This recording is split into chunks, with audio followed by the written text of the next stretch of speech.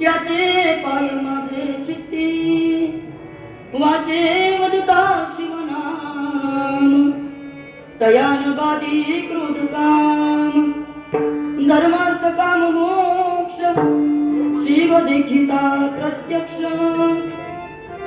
वाचे वदता शिवनाम तयान बाधी क्रोध काम एका जनार्दनी शिव निवारी कळिकाराच गेम वाचे वदता शिवनाम तयान बाधी क्रोध काम विठ्ठल विठ्ठल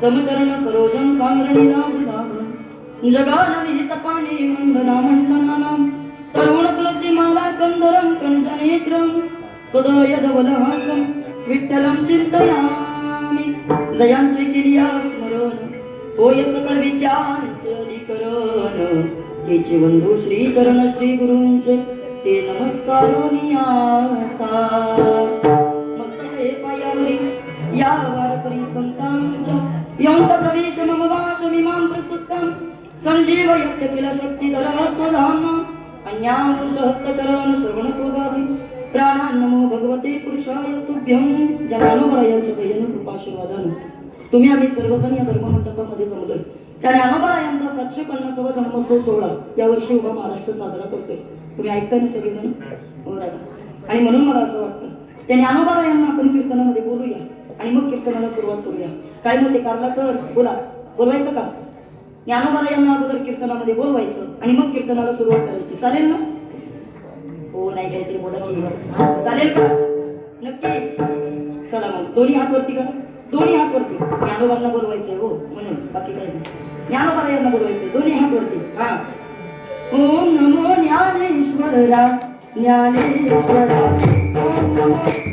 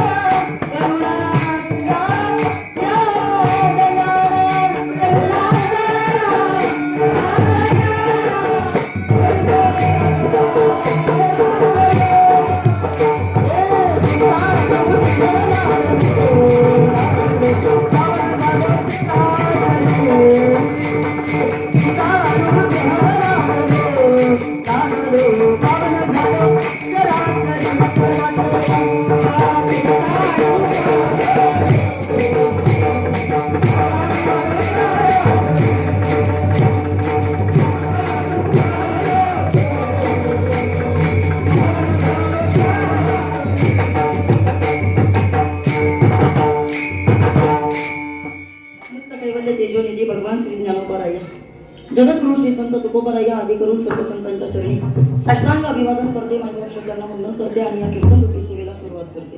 कीर्तन रूपी सेवेकरता गायलेला अभंग देव या ठिकाणी शांती ब्रह्म एकनाथ महाराज पैठणचे सुप्रसिद्ध साधू यांचा 4 चरणाचा भगवान शंकराचं वर्णन करणारा अत्यंत गोड अभंग आजच्या या सेवेकरता निवडलाय. विठ्ठल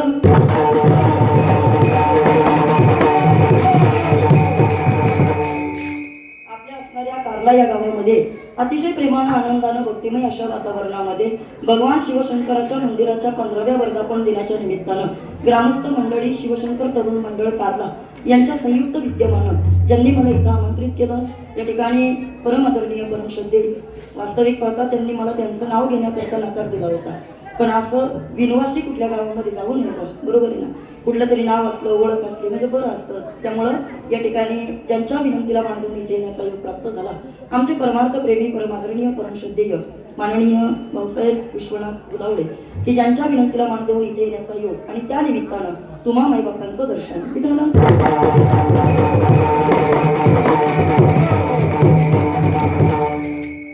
दादा थोडी लावून द्या ना, व्यवस्थित कॉपरेट करणं. असं मला आवाजच येत नाहीये जसा पाहिजे तसा. आरतींचा प्रॉब्लेम आहे, मध्येच आवाज तुटतो. लोकांना वाटतं मला गाय नाही, सगळे आजारी येत तसे. फक्त एक क्लिक करू द्या फक्त, बस. डॉक्टर ते येत ना म्हणून त्यांना म्हणलं एक करा फक्त माझा आवाज व्यवस्थित द्या. नंतर गायनाचं चालू झालं का मग यांचा द्या नका देऊ, तुमचा प्रश्न. तुम्ही नाराज नको होऊ का तसं काय. हां, फक्त एक क्लिअर राहू दे, लोकांना कीर्तन व्यवस्थित कळायला पाहिजे. तुम्हाला आवाज येतोय? बोलत नाही ना. चला, ज्ञानोबा जशी बुद्धी देतील तसं या अभंगावरती मी बोलणार आहे. फक्त बसलेल्यांना विनंती आहे, 1 तास वेळ तसा करता सर्वांनी बसताना थोडं ताड बसा. 1 सर्वांगाचे कान करून चिंतन ऐका. 2 आणि ज्या ज्या वेळेला परमात्म्याचं भजन होईल त्या त्या वेळेला सर्वांनी हाताने टाळी मुखानं नामचिंतन करा. विठ्ठल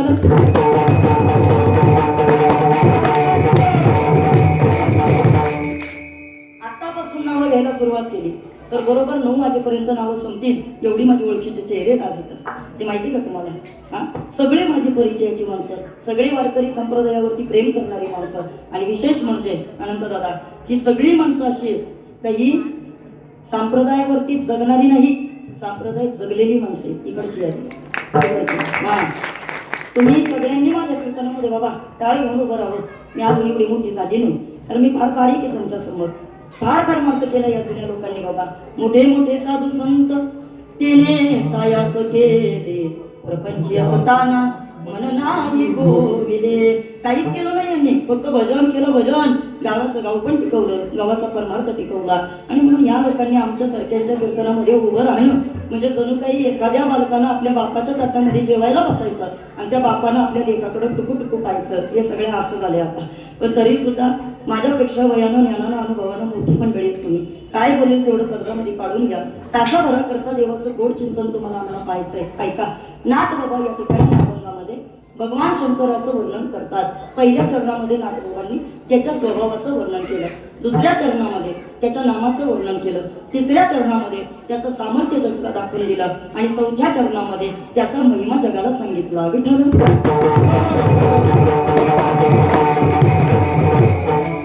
नाथबाबा सांगतात, शिव भोळा चक्रवर्ती त्या त्याचा स्वभाव आहे. कसा आहे माझा परमात्मा? तो भोळा आहे. ओ वारकरी बाबा, कसा आहे तो? बोला की जोरात, कसा आहे? भोळा आहे.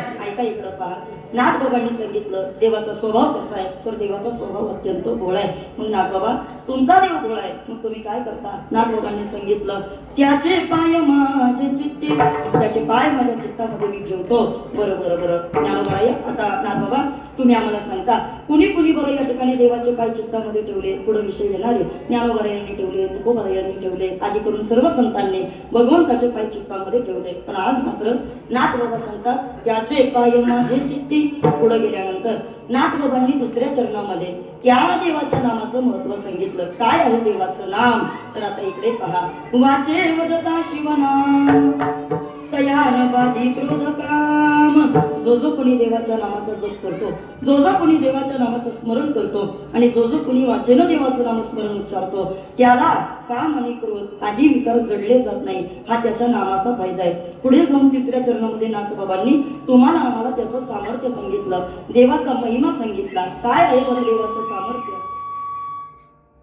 धर्मार्थ काम मोक्ष हा त्याचं काय आहे, सामर्थ्य आहे.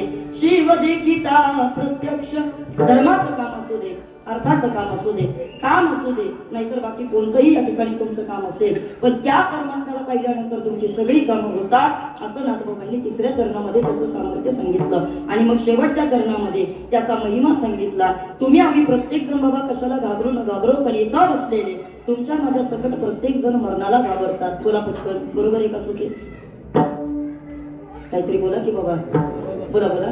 हा बरोबर आहे ना. तुमच्या माझ्या सकट प्रत्येक जण या ठिकाणी मरणाला घाबरतात. मरणाला घाबरतात सोडा, माणसं मरणाला मरणाची घाबरतात, हे कळलं पाहिजे. हा इतकी घाबरतात, मरण कोणाला नकोय. पण काय आहे बरं त्याच्या प्रांगणामध्ये बसलोय त्याचा महिमा नाथबाबांनी सांगितलं. एका जनार्दनी शिव निवारी काळाचे भेम, ही सगळी भीती नाथबाबा म्हणतात तो भगवान शंकर या ठिकाणी घालवत असतो. म्हणून तुम्ही आम्ही सर्वांनी त्याचं भजन केलं पाहिजे, त्याच्या स्वभावाला जाणलं पाहिजे आणि त्याचं सामर्थ्य समजून घेतलं पाहिजे. अभंगाचा भावार्थ कीर्तनाला सुरुवात मिळाली.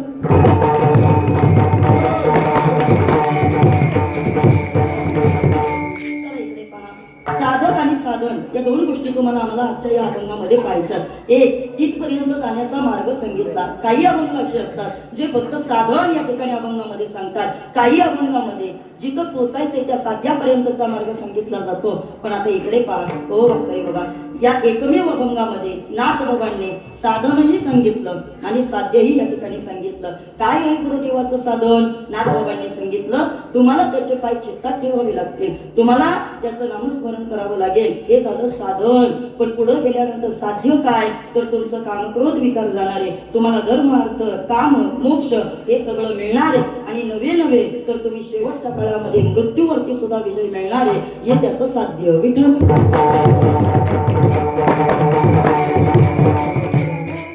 बऱ्याच लोकांना बाबा साधनही कळत नाही आणि साध्यही कळत नाही. काही माणसं इथं बसलेली अशी असतील का ज्यांना साधन कळतं पण साध्यापर्यंत पोहोचता येत नाही. काही माणसं अशी असतील का ज्यांना साध्यापर्यंत पोहोचता आलं पण कोणतं साधन वापरायचं ते मात्र आयुष्यामध्ये कळालं नाही. तुम्ही म्हणा हे सगळं काही डोक्यावरून चाललंय, बाकी काही नाही. बरोबर आहे बाबा.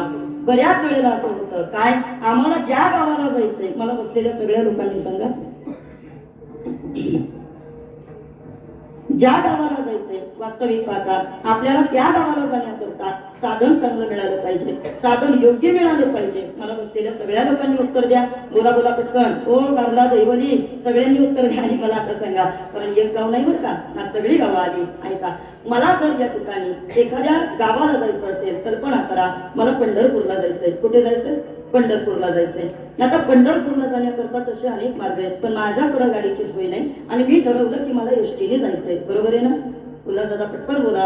हा, मला एसटीने जायचं असं मी ठरवलं. मग आता सगळ्या लोकांनी मला उत्तर द्या. तुमच्या दोघांमध्ये काहीतरी वाजवत चला बरं का, एकतर पेटी नाहीतर एखादी थाप. हा, अति शांत होऊ नका, लोकांना काहीतरी वेगळं वाटेल. चला इकडे पहा, कीर्तन आहे, मग ते असं काहीतरी वाजलं म्हणजे जरा बरं वाटतं है ना. ऐका, मला पंढरपूरला जायचंय आणि मी ठरवलं मला एसटीने जायचंय. मग सोमवारी मला उत्तर द्या आणि मला सांगा, आता जर मला एसटीने जायचं असेल तर मग मी पंढरपूरला जाण्याकरता नेमकं कोणत्या एसटी मध्ये बसलं पाहिजे? पंढरपूरच्याच एसटीत बसलं पाहिजे ना. बोला बोला पटकन. बोला, पंढरपूरच्याच एसटीत बसलं पाहिजे. जर मी चुकून एखाद्या दुसऱ्या एसटी मध्ये बसले, बीडला जाणाऱ्या, उस्मानाबादला जाणाऱ्या, तर मग मात्र मी माझ्या प्रवासापर्यंत पोहोचू शकत नाही. पण ठीक आहे, चला मला जायचंय म्हणून मी पंढरपूरच्याच एसटी मध्ये बसले पाहिजे. पण आता त्याच्या पुढे मला उत्तर द्या आणि सगळ्यांनी मला सांगा, ज्या एसटीनं मला जायचंय ती एसटी चांगली पाहिजे की नाही? बोला बोला पटकन. चांगली पाहिजे. बंद पडलेली असेल, खराब झालेली असेल, वाटेमध्ये काहीतरी अडथळे येत असेल तर मी पंढरपूरला जाऊ शकते का? बोला बोला. नाही जाऊ. किती छान येते. हा, अशी कोण पाहिजे उत्तर द्यायला? तुम्ही नुसते माझ्या कुठे किती सोपं बोलते बाबा मी. ऐका, ज्या मार्गावरती जायचंय तिथं जाण्याकरता पहिली गोष्ट साधन व्यवस्थित मिळालं पाहिजे. नंबर 2, त्या साधनाची सोय व्यवस्थित असली पाहिजे. आणि नंबर 3, ज्या साध्यापर्यंत आपल्याला जायचंय तिथं जाऊन आपण फक्त तेच काम केलं पाहिजे.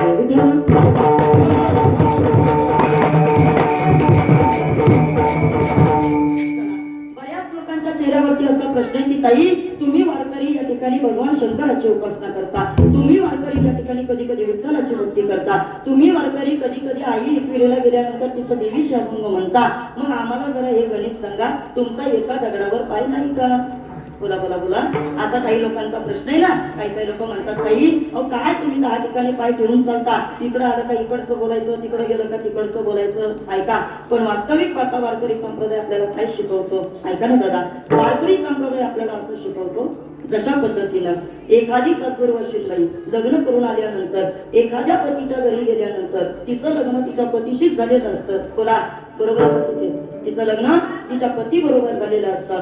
मंगळसूत्र पतीच्या नावानं, पायामधली जोडवी पतीच्या नावानं, हातातली बांगडी पतीच्या नावानं, कपाळाचं कुंकू पतीच्या नावानं, पती बरोबर लग्न आहे. पण आता इकडे पहा, लग्न जरी पती बरोबर झालं असलं पण तरी सुद्धा कपडे सगळ्यांची धुवायला लागतात, भांडी सगळ्यांची घासायला लागतात, जेवण सगळ्यांचं बनवायला लागतं. तुमच्याकडे कसं आहे? बोला की खरंय का नाही? ऐका, लग्न एका बरोबर पण कामं मात्र सगळ्यांची करावी लागतात. तसं एकनिष्ठ पांडुरंगाचे सगळे इथं असलेले उपासक आहे, पांडुरंगाचीच भक्ती करणारे वारकरी आहेत. पण तरी सुद्धा लग्न जरी पांडुरंगा बरोबर असलं तरी कामं मात्र सगळ्या देवांची करावी लागतात.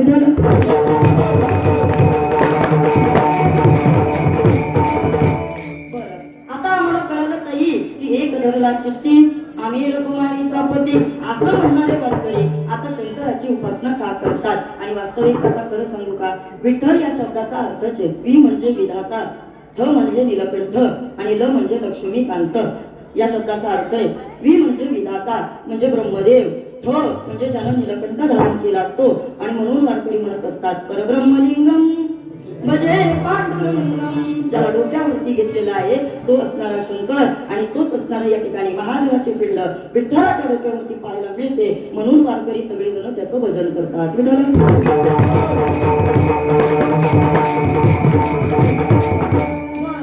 आता आम्हाला कळालं आम्ही भजन कोणाचं केलं पाहिजे. आणि खरं सांगू का, इकडे पहा, आपण या ठिकाणी निर्गुणाचीही भक्ती करतो आणि आपण वारकरी सगुणाची सुद्धा भक्ती करतो. हो वारकरी बाबा, संप्रदायामध्ये 2 भक्तींना महत्व आहे, एक सगुण भक्तीला आणि 2 निर्गुण भक्तीला. ज्ञानोबा यांनी हरिपाठामध्ये सांगितलं, अव्यक्त निराकार नाही जाकार जे ध्वनी चराचर हरिची भजे.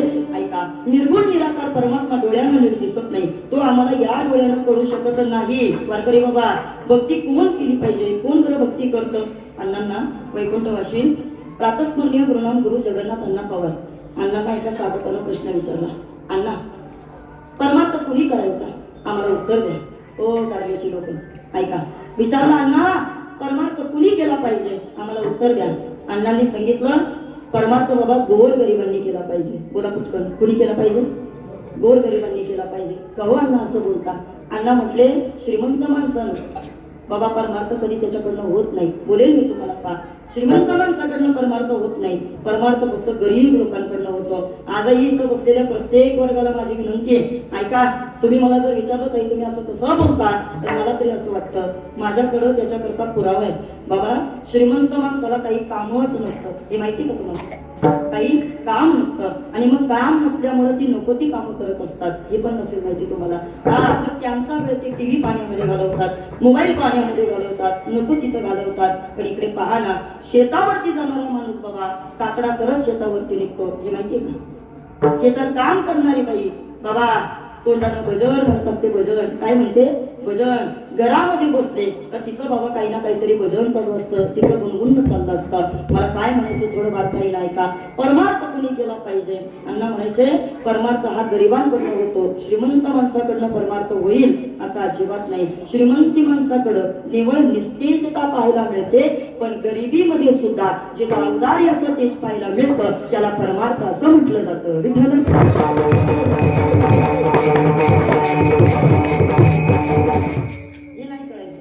ऐका ऐका ऐका, हे कदाचित नाही कळायचे, कठीण वाक्य ती सगळी.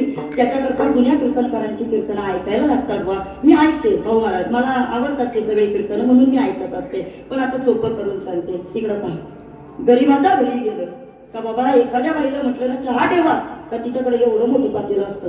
दादा केवढं? एवढं पातेल. हा, आणि मुठीनं साखर असते, मुठीनं. कशानं? बोलत नाही का तुमच्याकडं? बोला की बाबा, तिच्याकडं काही नसू दे, ती 4 घरी जाते आणि 4 घरी जाऊन बाबा इकडून तिकडून मागून का होईना साखर आणते, पण मुठीनं साखर टाकते. मुठीनं. सारिकाताई कशानं? राणीताई मुठीनं साखर टाकते.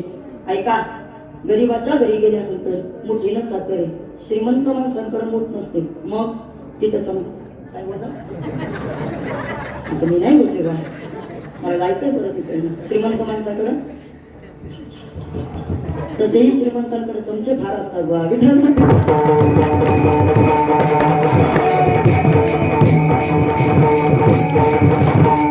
ऐका, परमार्थ कुणी करायचा हे माझं उत्तर मला तुम्हाला सांगायचंय. वारकरी बाबा, अण्णांचं वाक्य त्या वाक्यानं कीर्तनाला मला सुरुवात करायचे. अण्णा म्हणायचे, केवळ आणि केवळ जो परमार्थ करतो त्या माणसाचा समाजाला काहीच उपयोग होत नाही. केवळ आणि केवळ जो संसार करतो त्याही माणसाचा समाजाला काहीच उपयोग होत नाही. पण परमार्थ आणि प्रपंच या दोन्हीची सांगड घालून जो भक्ती करत असतो ना, तीच माणसं समाजामध्ये क्रांती करतात, तीच माणसं समाजामध्ये असे सोहळे करत असतात. ऐका इकडं पहा, केवळ आणि केवळ परमार्थ केला त्याचा समाजाला काय उपयोग आहे? दादा, मी जर एखाद्या डोंगरावर जाऊन बसले, मी ठरवलं तुमच्या कोणामध्ये यायचंच नाही, म्हणजे मी जाणार नाहीये, मला आता पोरं लेकरं सगळे. पण ऐका, मी जर एखाद्या डोंगरावरती जाऊन बसले बाबा, आणि मग मला सांगा माझा समाजाला काय उपयोग असणार आहे?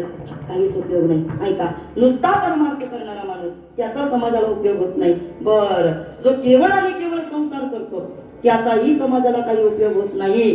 पण जो परमार्थ आणि संसार या दोन्हीच्या विद्यमान असे जे सोहळे करतो समाजामध्ये बाबा, या लोकांचं फक्त नाव निघतं. समाजामध्ये हीच लोक क्रांती करतात. अण्णा म्हणायचे, केवळ आणि केवळ जो परमार्थ करतो त्याला संन्यासी म्हणायचं. जोरात बोला, काय म्हणायचं? जोरात बोला, काय म्हणायचं? संन्यासी म्हणायचं. केवळ आणि केवळ जो परमार्थ करतो तो संन्यासी, केवळ आणि केवळ जो संसार करतो तो संसारी, आणि परमार्थ आणि प्रपंच दोन्हीची सांगड घालून जो भजन करतो तो म्हणजे वारकरी. विठ्ठल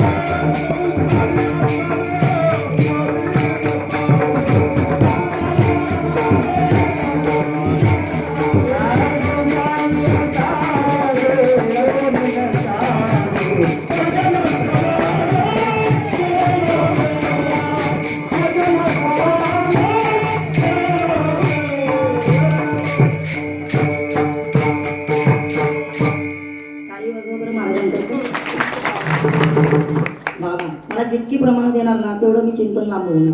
मला आता लगेच नवीन नवीन सुचत होतं. संसारी असावे, सोनी नसावे, भजन करावे वेळोवेळा. पाण्यात नाव पाहिजे का नावेत पाणी पाहिजे? एवढा वेळा तोही तुम्हाला सांगायला माणसं, पाण्यात नाव पाहिजे का नावेत पाणी पाहिजे? बाबा, संसार में ऐसे रहना जैसे मुंह में जीभ रहती है, कितना भी घी खावे पर चिकनी नहीं होती है. संसारी असावे, असोणी नसावे. कसं राहायचं संसारात? तिकडं आम्ही सांगते तुम्हाला. कल्पना करा, आपल्या एका हातामध्ये तुपाची वाटी आहे. तुपाची बोला, कशाची? तुपाची वाटी. उजव्या हाताचं काम आहे काय? वाटी मधलं तूप तोंडापर्यंत न्यायचं. वाटी ते तोंड, वाटी ते तोंड, वाटी ते तोंड, वाटी ते तोंड. इकडं पहा, ज्या हातानं तूप तोंडापर्यंत नेण्याचं काम केलं दादा, ते हात कसे झाले तुपामुळे? बोला बोला, चिकट झाले. बरोबर आहे ना?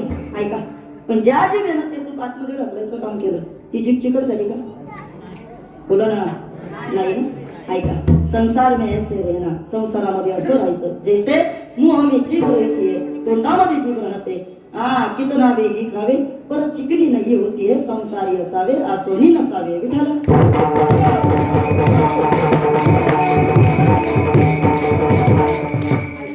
कोण माणूस बाबा परमार्थ करत असतो? अण्णांना विचारलं होतं का ना, अण्णा आम्हाला उत्तर द्या आणि आम्हाला सांगा बरं की मराठी माणसाच्या जीवनामध्ये एवढे संघर्ष, मराठी माणसाच्या जीवनामध्ये एवढे काबड कष्ट, सकाळी उठल्यापासून रात्री झोपेपर्यंत त्याच्या जीवनामध्ये संघर्षाशिवाय दुसरं काहीच नाही. तुम्ही म्हणाल ताई कसं काय? ज्ञानोबा यांनी या माणसाकडे पाहावं आणि ज्ञानोबा यांनी आपल्या संसाराच्या व्यथा काकड्यामध्ये वर्णन करताव्या आणि काकड्यामध्ये तुम्हाला मला सांगावं काय जगतात बाबा ही सगळी माणसं. ऐका, संसार दुःख मूळ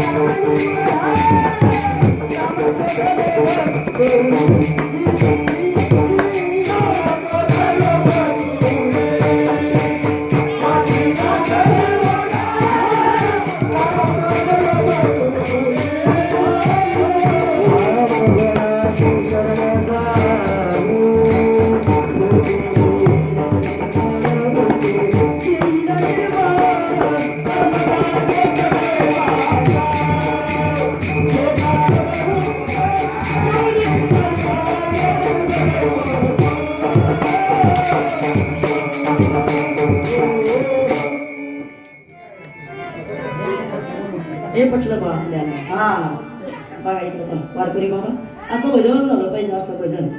तुम्ही नुसते आमच्या बोलत राहताय, काय बोलतच नाही बा. असं नाही बोलत राहायचं. काही का असे ना वेडा वाकडा राहील तरी तुझं असं बोलून ऐका.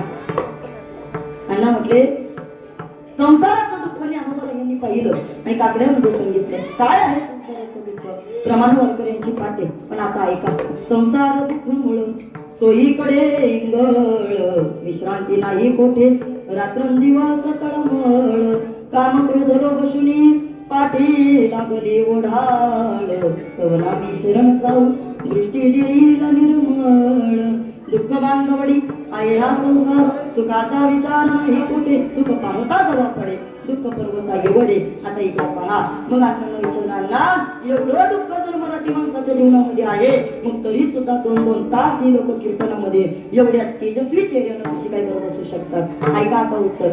मोठ्या माणसांची उत्तर मोठी असतात दादा, फक्त ते मला ती कळाली पाहिजे. ऐकताय ना तुम्ही. काढ ऐका.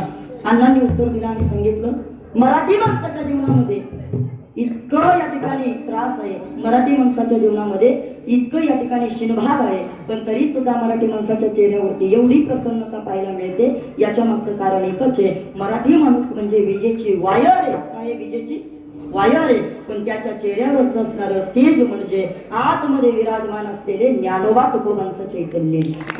काय वाक्य असेल बाबा मोठ्या माणसांचे. पहा अरे ज्ञानोबा तुकोबांशिवाय बाबा नाही हो. रात्रभर भजन चालू द्या पण तरी सुद्धा वारकरी दमत नाही. दमतात का नाही दमत. 80-80 वर्षाचे वारकरी आनंदी पंढरपूरला जाताना नाचतात, पावल्या खेळतात, वृद्ध युवती तरुणी रे, पण तरी सुद्धा ते दमत नाही. मग का दमत नाही याच्या मागचं कारण आहे. सगुण असणारा परमात्मा तुम्हाला आम्हाला डोळ्यानं दिसतो पण निर्गुण निराकार परमात्मा डोळ्यानं दिसत नाही. बरं मी काय म्हणते दिसत नाही म्हणून तो नाही का. बोला बोला. दिसत नाही म्हणून तो नाही का. हवा दिसते का नाही दिसत. मग हवा नाही का. हवा आहे ना. हवा दिसत नाही पण हवा आहे. मी अजून पुढे बोलेल तुमच्याशी. पा निर्गुण निराकार परमात्मा आम्हाला कशा डोळ्यानं दिसू शकत नाही. का बरं खंडू दादा.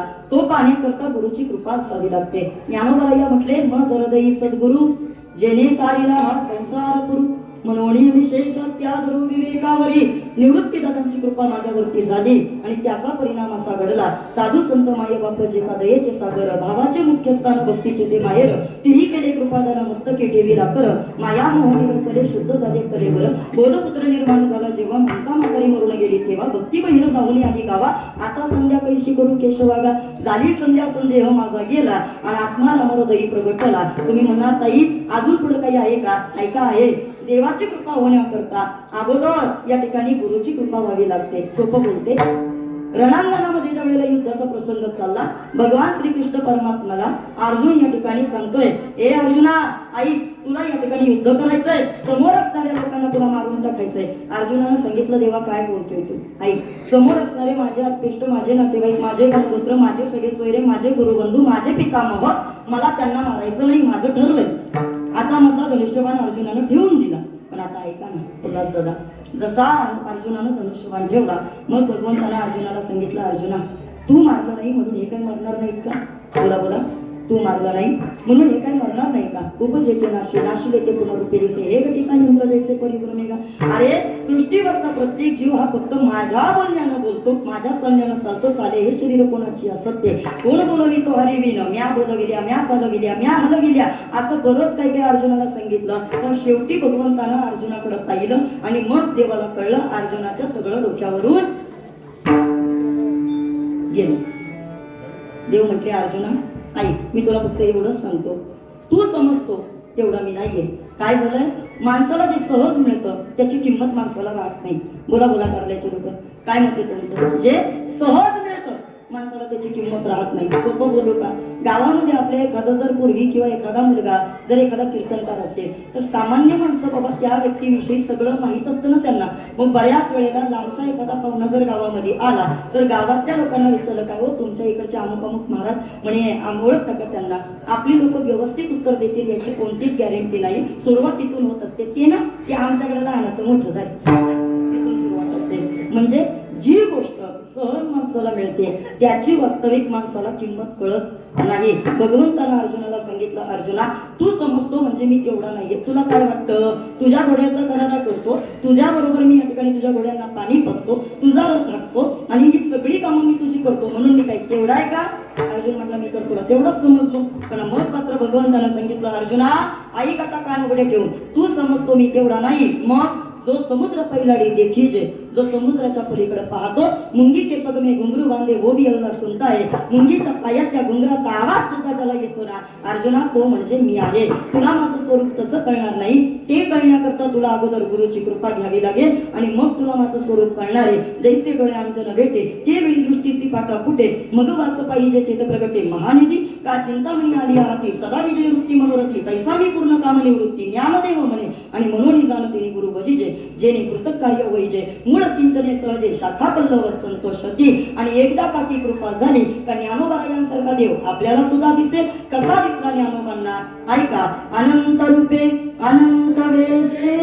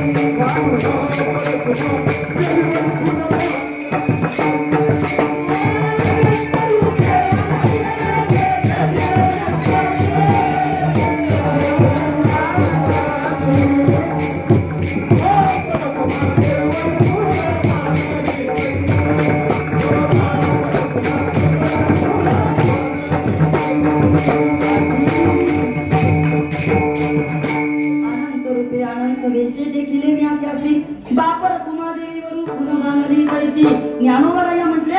मग तो सृष्टीच्या कणाकणामध्ये आम्हाला दिसायला लागला. ऐका ऐका ऐका, विठ्ठल जळीस्थळी भरला, रेखा ठाव नाही उरला. लोक सकाळी उठायला अलार्म लावतात, हे माहितीये का तुम्हाला? टेन्शन मध्ये का बाबा? बरोबर, सकाळी उठायला आपण अलार्म लावतो, बरोबर आहे ना? सगळी जण आपण ऐका, सकाळी उठण्याकरता माणसं अलार्म लावतात. पण कारल्याची लोक, माझं एक मत आहे, अलार्म तो अलार्म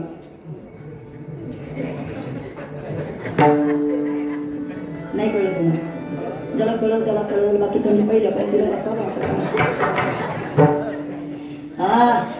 रे बाबा. आलाराम बरोबर आहे ना. ऐका, काही माणसं रात्रीच्या अशी बाबा बेडवरती झोपतात. पण झोपेमध्ये काही काही माणसं कधी बेडवरून स्टाईलवर येतात हे त्याला सुद्धा कळत नाही. स्टाईल आहे काहींची म्हणून सांगतो. ऐका, पण एक विचार करा बाबा, कोट्यावधी झाडांवरती रोज अब्जावधी पक्षी रात्रीचे विहार करतात की नाही? पण या कोट्यावधी झाडांवरती झोपणाऱ्या अब्जावधी पक्ष्यांना रात्री जो झोपेमधून खाली पडत नाही ना, त्याला देव असं म्हणतात. काय म्हणतात त्याला?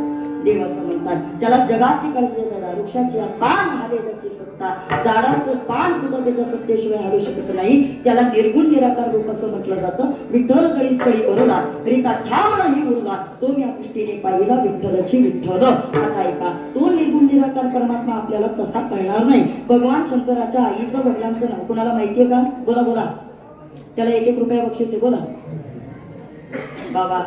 कोण सांगू शकेल त्याचं रूप? ना, कोणीच नाही. नवता काळा गोरा तुझा ना ठेंगणा, स्वरूप सुंदर ना आंधळा देखना, जीव शिव कैशी तयासी भावना, पंचभौतिक नामे पंचप्राण हो. नवता गाव शिव पहिला यासी काही, नाव रूप आठवण नाही. त्याला रंग नव्हता, रूप नव्हतं, गुण नव्हतं, काहीच नव्हतं. जेथे नाही काही नाम रूप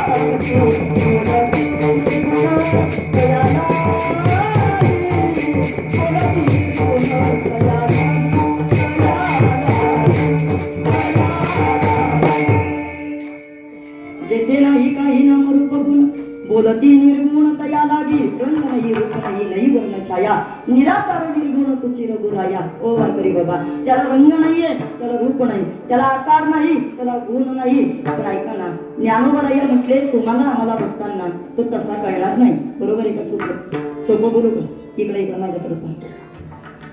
या चांबड्याच्या डोळ्याने बाबा आपल्याला देव दिसला असता, चांबड्याच्या डोळ्याने जर आपल्याला देव दिसला असता, तर मग आपल्याला संतांची गरज लागली नसती. बोला पटकन. संतांची गरज लागली असते का?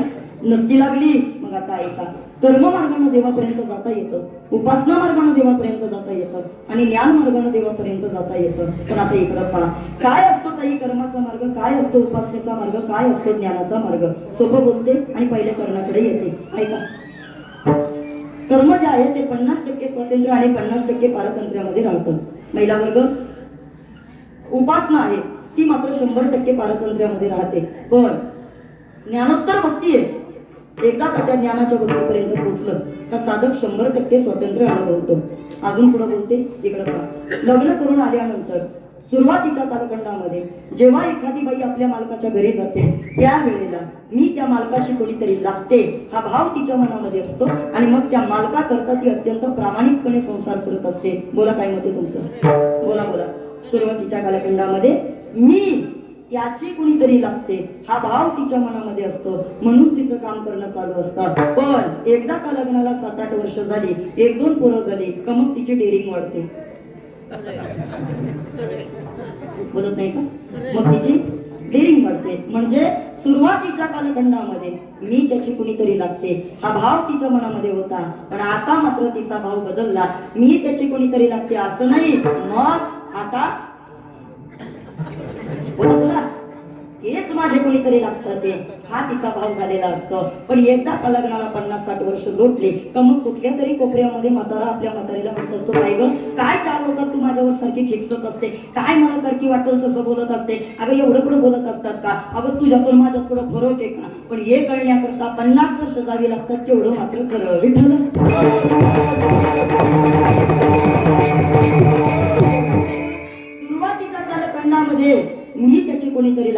भाव आहे आणि तोच भाव वारकऱ्यांचा कर्ममार्गामध्ये आहे. प्रत्येक वारकरी हातामधलं काम टाकतो आणि भजनाला लागतो. त्याच्या मागचं कारण आहे त्या प्रत्येक वारकऱ्याचं एकच उत्तर आहे, ताई आम्हाला माहिती आहे जेणे हा जीव दिला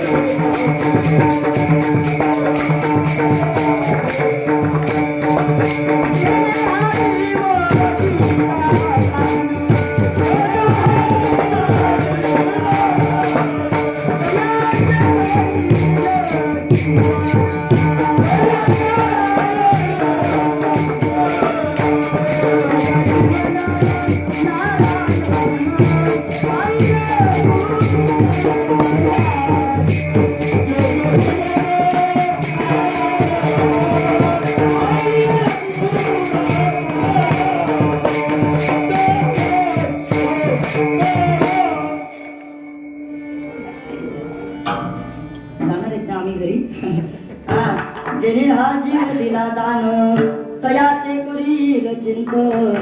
मात्र बाबा जग जीवन नारायण गाईल गुण तयाचे तो अभिवरेच्या तिरे.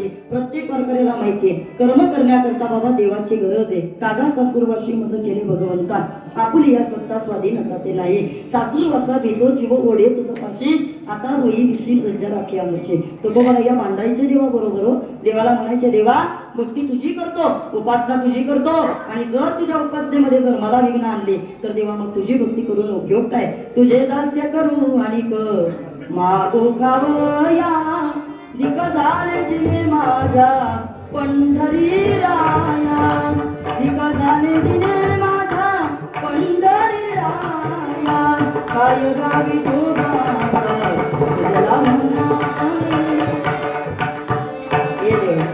उपासना तुझी भक्ती तुझी आहे आणि मग जर मी तुझी भक्ती करतोय तर माझ्या भक्तीमध्ये तू मात्र आड नाही आला पाहिजे. ठीक आहे पुढे चला ऐका इकडे पाहता.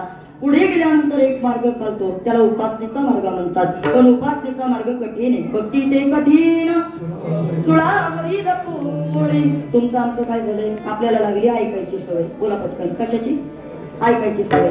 आता मी तुम्हाला म्हटलं प्रल्हादानं भक्ती केली उकळत्या तेलामध्ये टाकलं. बोला की उकळत्या तेलामध्ये टाकलं कड्यावरून लोटलं माजलेल्या हत्तीच्या पायाला बांधलं. बरोबर आहे ऐकायची सवय झाली बरोबर की नाही. पण आता तुमच्या माझ्या सकट जर मी कुणाला म्हटलं चला चला चला आपण स्वतःला माजलेल्या हत्तीच्या पायाखाली देऊया काय बोलताय ताई. हा आपल्याला झाली फक्त बाबा ऐकू शकतो पण करण्याची वेळ येते त्यावेळेला मात्र बाबा ते जमत नाही. तुकोबा यांच्या प्रमाणे माझ्याकडे रागाने बघू नका. महाराज आपल्याला सांगत असतात. महाराज म्हणतात तुका म्हणे बरी या सांगताची गोष्टी पण रणभूमी दृष्टी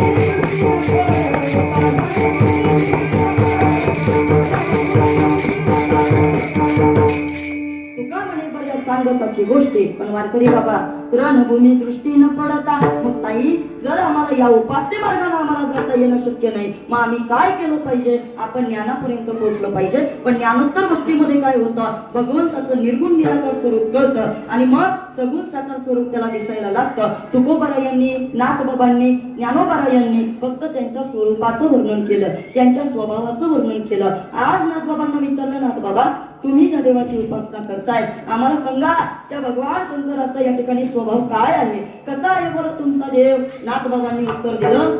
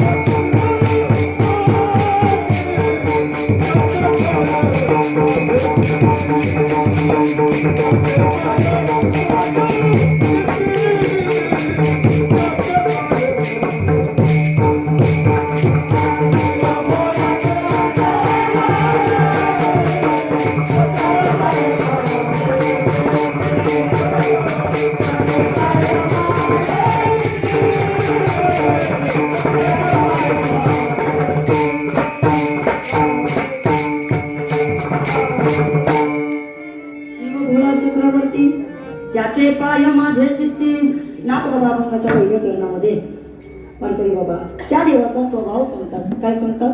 स्वभाव कसा आहे बरं देव? ऐका आता इकडं पा.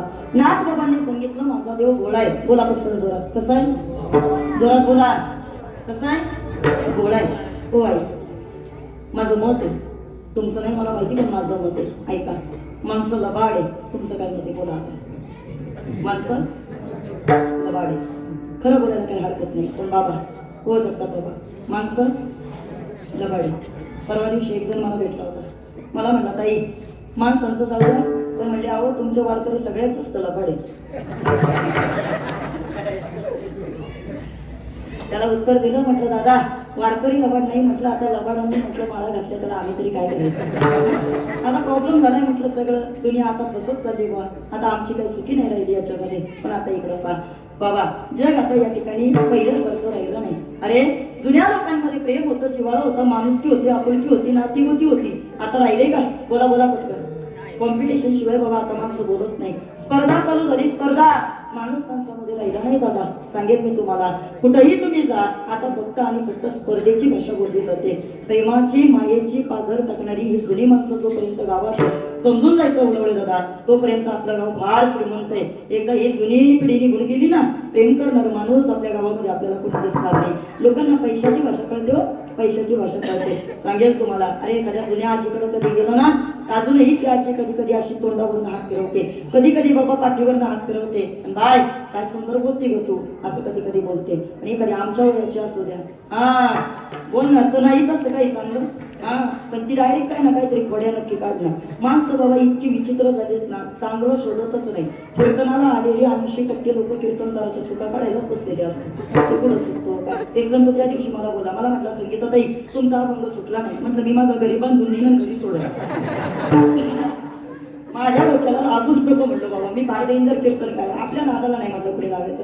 प्रॉब्लेम काय आहे हे बघा जितकं एका तासामध्ये 2 तासामध्ये जमतं तेवढं बाबा आम्ही बोलू शकतो. आणि असं काही नियम आहे का आपल्याला फक्त सगळा अभंग सुटला म्हणजेच कीर्तनकार चांगला असं नाही. एक प्रमाण सुटू दे पण बाबा ते डोक्यामध्ये माणसांच्या बसलं पाहिजे. ते गरीब माणसाला नेता आलं पाहिजे. आता मी जर तुम्हाला विचारलं रामायणामधली कौशल्या कोण? तुमच्या लेखी रामायणामधली कौशल्या कोण? बोला पटकन. रामाची बोला की रामाची आई. तुम्हाला मी विचारलं सांगा सुमित्रा कोण? तुम्ही उत्तर देणार लक्ष्मणाची आई. तुम्हाला मी विचारलं कैकेयी कोण? तुम्ही उत्तर देणार बोला बोला भरतची आई.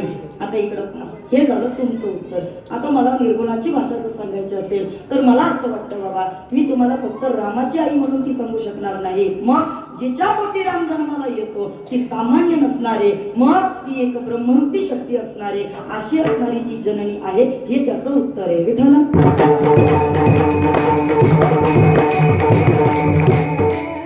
एकनाथी रामायणामध्ये नाथबाबांनी वर्णन करताना असं सांगितलं, कोण आहे कौसल्या? हा जर प्रश्न जर कोणी विचारला तर आता उत्तर लिहून घ्या. सद्विद्या म्हणजे कौसल्या. बोला पटकन, सद्विद्या म्हणजे कौसल्या. काय आहे बरे सुमित्रा? तर असं म्हणतात, सुमित्रा म्हणजे जिची बुद्धी व्यापक आहे, तिला म्हणायचं बाबा सुमित्रा. रामायणामध्ये एक प्रसंग घडला. भगवान प्रभू रामचंद्रांना वनवासाला जायचंय, पण वनवासाला जात असताना असं म्हणतात, लखनजीनं सांगितलं, देवा कुणी येऊ न येऊ मी तुमच्या सोबत येणार. रामानं सांगितलं, लखन वनवास मला तू माझ्या बरोबर नाही आला तरी चालेल.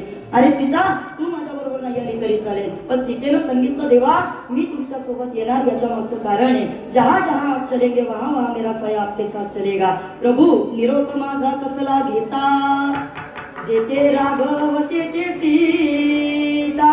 हे देवा माझा निरोप तुम्ही घेऊ नका. एक वेळ सुखात तुमच्या सोबत नसले तरी चालेल, पण दुःखामध्ये मात्र मी तुमच्या सोबत राहणार. तुला सीता म्हणायचा. रामाला सांगितलं, तू माझी अर्धांगिनी आहे सीता, तू माझ्या बरोबर आली तर मला हरकत नाही. पण लखन तुझं लग्न झालंय, उर्मिला आई तारून येते, तू तिला सोडून येऊ नको. लखनजी म्हटले, देवा मी तुमचं ऐकणार नाही. त्याच्या मागचं कारण आहे, त्वमेव माता पिता त्वमेव त्वमेव बंधू सखा त्वमेव. माझं ठरलंय, माझे माता पिता बंधू भगिनी सगळं काही तुम्हीच आहात, मी तुमच्या बरोबर येणार. पण आता इकडे पहा ना वारकरी बाबा. लखनजी म्हटले, रामा आईला विचारून येतो. बोला पटकन, कुणाला? आईला विचारून येतो. आणि ज्या वेळेला लक्ष्मण सुमित्रेकडे गेले, सुमित्रा आई साहेबांना विचारलं, आई रामासोबत वनवासाला जायचंय, ऐका. तुम्ही ऐकलेली सुमित्रा म्हणजे फक्त लक्ष्मणाची आई ना? आज मी तुम्हाला सांगते काय आहे सुमित्रा, ऐका. लखनजीनं सांगितलं, आई मला फक्त या ठिकाणी रामाबरोबर वनवासाला जायचंय. सुमित्रा मातेला दिलेलं उत्तर आहे, अरे जर तुला रामाबरोबर वनवासाला जायचंय हे जर तुला मला सांगायची गरज पडते तर मला शंका येते तू माझा मुलगा आहे की नाही. आणि जर तुला या ठिकाणी रामाबरोबर वनवासाला जायचंच होतं तर तू जर मला विचारलं जरी नसतं ना तरी मी समजले असते की लखन माझा मुलगा आहे. ही म्हणजे सुमित्रा. विठ्ठल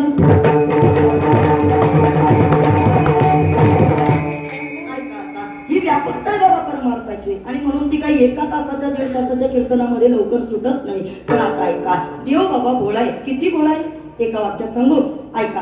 काकड्यामध्ये 48 संतांची यादी दिली. किती संतांची? मी मोजली, तुम्ही घरी जाऊन मोजा बरं का, निवांत आपलं. उचलीच काही निने भगवंता, शिष्टे भाव भक्त देखोनिया, दासी पुत्र कन्या विदुराच्या घरी, दैत्या घरी लक्ष्मी प्रल्हादासी, कर्म घडू लागे रोही दासा संगे, कबीराच्या मागे शेले विणी, सजवण कासया विकू लागे मास, माळ्या सावत्या सकुरकू लागे, रारी सोनारा चोखा मिळा संगे. नाही नाही नाही, त्याच्या पुढे गवळी याचे घरी अंगे काही वळी. ऐका, तो बळीच्या दारामध्ये गेला, तो तिथं जाऊन काम करत होता. इतका तो भोळा आहे वारकरी बाबा. विश्वास असलेला मालक पण भक्ताच्या घरी बाबा नोकरासारखा काम करतो. आणि त्या नोकरासारखं काम करताना त्याला क्षणभराचा कमीपणा वाटत नाही. इतका माझा परमात्मा भोळा आहे. ऐका, तुकोबरा या इथं खोपोलीच्या खाली मिरच्याचा व्यापार करण्याकरता जायचे. माहित असेल ना तुम्हाला, इथं मिरच्याचा व्यापार करायला महाराज खाली जायचे. त्याला धाकटे पंढर हे नाव दिलं. बोंबल्या विठोबा हे त्याचं नाव आहे. का बोंबल्या विठोबा नाव पडलं? कारण तिथं म्हणे विठोबानं बोंब ठोकली होती, तुकोबरा यांचं नाव आलं. काय? ऐका, सगळ्या सावकारांनी ज्या वेळेला मिरच्याचा व्यापार चाललेला होता, सावकार यायचे, मिरच्या घेऊन जायचे, पण पैसे कुणी देत नव्हते. विटेवरच्या मालकाला वाटलं जर महाराजांनी या ठिकाणी पैसे नाही घेतले आणि जर मोकळ्या हाताने महाराज घरी गेले तर आवली काकडा केल्याशिवाय राहणार नाही. बोला बरोबर आहे का चुकी? आवली ओरडल्याशिवाय राहणार नाही. आणि मग असं म्हटले आपण गेलं पाहिजे. विठू नावाच्या नोकराचं रूप विटेवरच्या मालकानं धारवावन करावं आणि विठू नावाच्या नोकराचं रूप धारण करून विटेवरचा मालक सगळ्या गावामध्ये जाऊन उधारी चोख मागू लागला. आता ऐका, एका सावकाराने विचारलं कोण आहे तू? माझा व्यवहार तुकोबांबरोबर झाला, मी तुला ओळखत नाही. त्यानं उत्तर देताना असं सांगितलं, हिरुमणी शारंगधर तुका वाणी देव कर, मी दयाचा चाकर आलो मागाया उधार. आणि मी त्याची उधारी चुकती करण्याकरता आलोय आणि मला विठू नावाचा नोकर असं म्हटलं जातं. ऐका, अरे जो विठोबा जंबू या कृपा माझी एक पंढरपूर गाव धर्माचे निगर देखा विठू पाटील त्याचे नाव, पण तो विठू पाटील तुकोबारायांकरता विठू नोकर झाला इतका तो घोळा आहे. विठ्ठल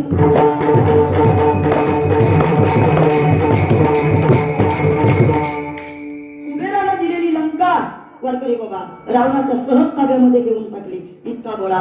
सामान्य असणाऱ्या पारध्यानं नुसतं पाय पिंडीवरती ठेवावा, एक एक बिल्वदळ फक्त त्याच्यावरती टाकावं, पण तरी सुद्धा त्या सामान्य पारध्याचा उद्धार करतोय इतका तो घोळा आहे. आणखी बरेच दाखले, पण एक शेवटचा दाखला ऐका. किती घोळा असेल एका सामान्य धनगराच्या पोरीचा एक पत्नी म्हणून बाबा त्यानं फक्त स्वीकार केला एका वचनासाठी. कळालं? या भगवान शंकराचा एक अवतार आहे, महाराष्ट्राचा असणारं कुलदैवत भगवान खंडेराय. आणि त्या खंडेरायाच्या अवतारामध्ये वानईचा स्वीकार करत असताना बाबा तिची जात पाहिली नाही, ती कोण्या जातीची ते पाहत बसला नाही, सामान्य असणारी धनगराची पोरगी. पण वारकरी बाबा तिचा त्याने स्वीकार केला. केला की नाही? बोला बोला. टेन्शन मध्ये का तुम्ही? म्हणायचं का? म्हणायचं का? म्हणायचं का? म्हणा. हा, खंडोबाची कारभारी झाली दारू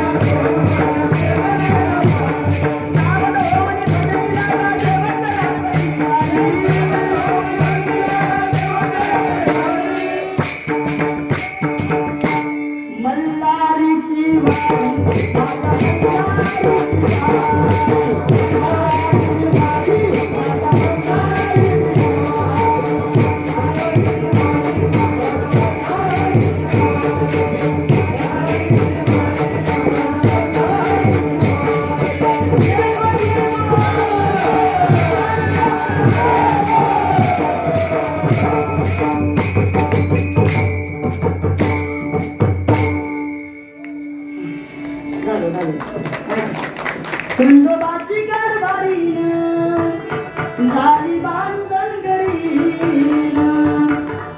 सकाळी कीर्तन केलं मी, म्हटलं आता त्या मला कीर्तनच जमायचं नाही, पण तुमच्या जागेची तुमच्या देवाची ताकद आहे काही. हा, खरं सांगते तुम्हाला, इथं आल्यानंतर माझा आवाजच नव्हता. लाईट गेली तर इतकं टेन्शन आलं होतं. म्हटलं आता घरीच जावं का काय करत. हा, देवाच्या पिंडीवर डोकं ठेवलं, देवाला म्हटलं देवा आई तुला बाकी काय शिक्षा द्यायची नको, पण दे, पण कीर्तनच देऊ नको, फक्त पहिली लाईट येऊ दे तर तिथं जाईल, पण त्यानं लगेच लाईट आणली असेल व त्याच्या माझ्यावरती काहीतरी कृपा, बाकी दुसरं काही नाही. ऐका, आणि त्याची कथा केली म्हणूनच आवाज गेलाय दीपक, बाकी दुसरं काहीच नाही. खूप चांगला कथा झाली. आज रडत आणि गाणी म्हणत बसलेली. हा, शांतराव मामा तुम्ही आलते नाही दिवशी हा, आणि मग तिथं त्याच्यामुळे तो जरा परिणाम झाला आवाजावरती. पण आता इकडं पहा, इतका देव भोळा, इतका देव भोळा बाबा, माणूस माणसावरती विश्वास नाही ठेवू शकत. का? त्याचं कारण तुम्हाला सांगते. लोकांचा स्वभाव आहे दादा, लोक आपल्या तोंडावर एक बोलतात तर मागं जाऊन एक बोलतात. बोला पटकन, काय म्हणते तुमचं? बोला बोला. लोक आपल्या तोंडावर एक बोलतात आणि मागं जाऊन एक बोलतात. माणसाची नियत खोटी झाली बाबा, माणसाची नियत खोटी झाली. सांगू कशी काय? ऐका. अरे बाकीचं सगळं सोडून द्या, पण सख्खा भाऊ आता बाबा सख्या भावाबरोबर या ठिकाणी नीट राहत नाही. मग आता मला सांगा, सख्या भावाबरोबर जर आपला व्यवहार योग्य नसेल तर आपल्या सख्यांबरोबर आपण काय बाबा व्यवहार करणार? आणि आपण कुणावरती विश्वास ठेवायचा? बोला बोला पटकन. आपण कुणावरच विश्वास ठेवू शकत नाही. सांगते तुम्हाला, प्रेम करणारा वर्ग एक वेगळा होता बाबा, आणि तो प्रेम करणारा वर्ग आता राहिला नाही राहिला. तुम्हाला मान्य करावं लागेल. अरे बाप किती म्हातारा होऊ दे, पण तरी सुद्धा त्याचा लेकरांवरती जीव असायचा. सांगेल मी तुम्हाला आता ऐका. पण त्या लेकराला बाबा आता बापाची किंमत कळत नाही. म्हणजे याचा अर्थ तुम्हाला कळत असेल. कलियुग बैठा मार कुंडली, जाऊ तो मैं कहा जाऊ, अब हर घर में रावण बैठा, इतने राम कहा से लाओ, कवती दासी एक मंत्रा, अब हर घर घर में पाहू. ऐकताय ना तुम्ही वारकरी बाबा? त्यावेळेला मंत्रा एक होते, आता घरोघरी मंत्रा झाल्या. त्यावेळेला रावण एक होता, आता घरोघरी रावण झाले. बाबा कुणावरती विश्वास ठेवावा असं इथं कोणी राहिलेलं नाही. आणि अजून पुढे सांगू का? एक वाक्य ऐकलं होतं, जाता जाता घेऊन जा सगळ्यांनी. वारकरी बाबा, म्हातारे महाराज ऐकलं आता सगळ्यांनी. वाक्य इतकं सुंदर आहे. माणसाला एक सवय असते, काही तर काही याला सांग, त्याला सांग, याला सांग, त्याला सांग. बरोबर आहे का चुकी? बरोबर आहे ना? माझं एक क्लिअर मत आहे. ज्याला बोलायचं ना, ज्या व्यक्तीविषयी बोलायचं ना, त्या तिथं जाऊन डायरेक्ट बोलायचं. बघ काय होईल ते होईल, पण याला सांगून त्याला सांगून काही होत नाही बा. सांगते मी तुम्हाला, एकतर विश्वास राहत नाही नात्यामध्ये. आणि दुसरी गोष्ट म्हणजे की कान भरणी केली तर कानामध्ये विष पसरलं जातं. विष, हा, जगातलं सगळं पाप कानानं आतमध्ये जातं, कानानं आणि डोळ्यानं. दोनच गोष्टी दिल्यात. आणि म्हणून ज्ञानोबारायांनी सांगितलं, रूप पाहता आपण चार का असे पण कळाले पाहिजे आपल्याला. बा सगळं पाप सगळे दादा डोळ्यानं आतमध्ये जातं. ज्ञानोबांना माहित होतं. ज्ञानोबा म्हणजे नको देवा, तुकोबांना माहित होतं. म्हणून तुकोबाला सांगतात, कान भरून या ऐकेन तुझी कीर्ती. देवा या कानामध्ये दुसरं काहीतरी जात बसण्यापेक्षा मी तुझी कीर्ती ऐकेल ना, ते माझ्यासाठी जास्त फायद्याचं आहे. लोकांवर विश्वास ठेवू नका. ऐका आता इकडं पहा, त्याच्या मागचं कारण सांगतो. रात्रीत लोक बदलतात. तुमचं काय मत आहे? चुकली का नाही?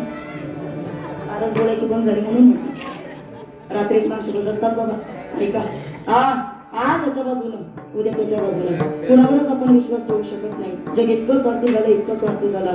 आणि का ताई एक वाक्य सांगते, जरा घेऊन जा. आपल्या माणसांना काही गोष्टी जरा जपून सांगत जा. का? कारण आपल्या माणसाची सुद्धा आपली माणसं असू शकतात. विठ्ठल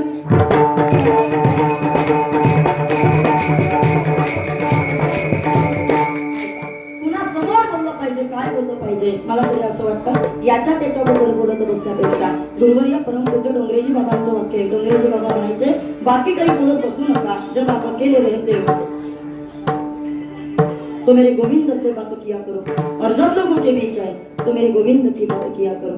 लोकांमध्ये असलं तर देवाविषयी बोलायचं. आणि इकडे पहा ना, हो काढल्याची लोक. देवा एकांतामध्ये असलं तर जरा देवाशी बोलायचं. आपलं दुःख देवाला सोडून दुसऱ्याला कोणाला सांगायचं नाही. बोला, लोकांची सवय, लोक तुमचं दुःख रडत रडत ऐकतात आणि हसत हसत जाऊन जगाला बाजार करून सांगतात. दादा तुम्ही हसलेल्या लोकांना सहन होत नाही. मी बोलेल तुम्हाला, पहा तुम्ही रडत राहा, लोकांना चालेल. पण तुम्ही हसले, समाधान दिसतं चेहऱ्यावरती, लोकांना आता ते चालत नाही. लोक अपने दुख से दुखी नहीं है, बल्कि लोग तो दूसरों के सुख से ज्यादा दुखी है. तुम्ही जितक्या व्यथा मांडणार आहे लोकांना तेवढं बरं वाटणार आहे. पण जितकं तुम्ही आनंदी राहाल ना, एखाद्याने विचारलं ना, काय भाऊ बरं चाललंय का, समजून जायचं बरं चाललंय असं ते त्याला वाटतं म्हणून नाही. तुम्ही फक्त म्हणा बरं, घरामध्ये सोनबाई नीट बोलत नाही, पोरग जेवायला देत नाही, पोरांचं माझ्याकडे लक्ष नाही.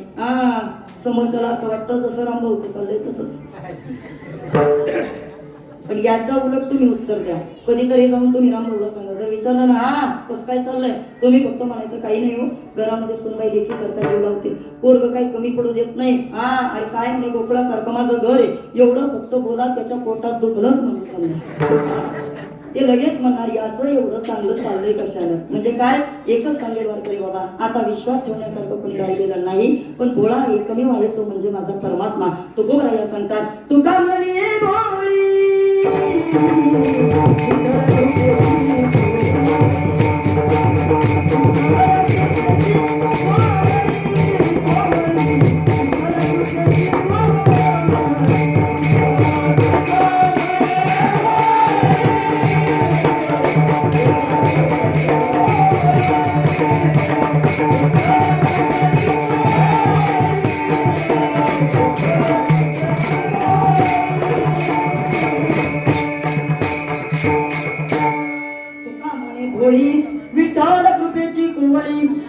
बसला चक्रवर्ती, त्याचे पाय माझे चित्ती. तुकोबराया म्हटले सगळ्यांनी त्याचे पाय चित्तामध्ये ठेवले, म्हणून चित्ती तुझे डोळा रूपाचे, माझे चित्त तुझे. बरोबर आहे ना? आता प्रमाण पाठ आहे तिकडं पहा. आणि म्हणून नाथबाबांनी सांगितलं, देवा आम्ही एक केलं काय, तुझे पाय आमच्या चित्तामध्ये ठेवले, पण ज्या देवाचे पाय ठेवले एकदा त्याचं भजन करूया. विठोबा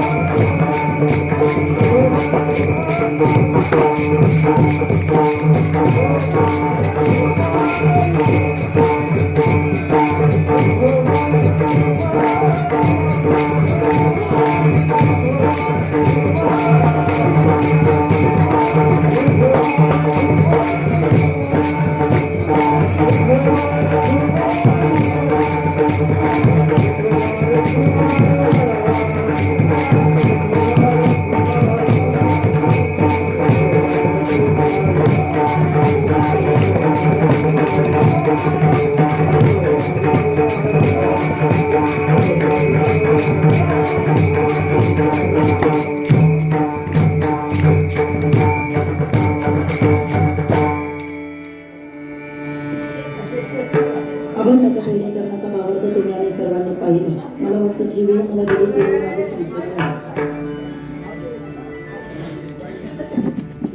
तिकडे पहा, ऐका.